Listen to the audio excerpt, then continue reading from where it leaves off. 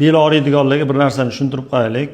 Bel og'riydigan odamlar, ana bu yerda osteoxondroz, protruziya degan xolosda, grija degan arzimagan.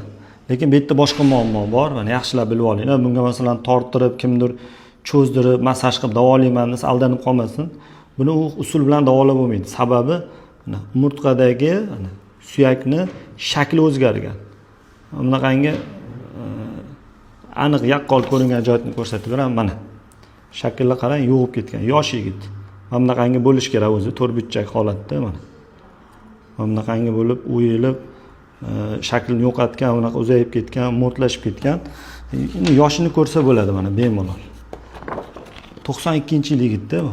Bu yigitga dori qilib berdik. Ehtiyot bo'lgin. Har xil aldamchi muolajaga aldanib qolib, 3 ta farzandning birovga qaram bo'lib qolmasin deb tushuntirdik. Grijasi bor odamlar mana shu MRT qildirib, shu narsaga e'tibor beringlar. Grijam bor deb yoki yurib vaqt o'tkazib qo'ymaylar. Bu kasallik odamni birovga qarab qo'yadi mana shu holatda. Sog' bo'linglar.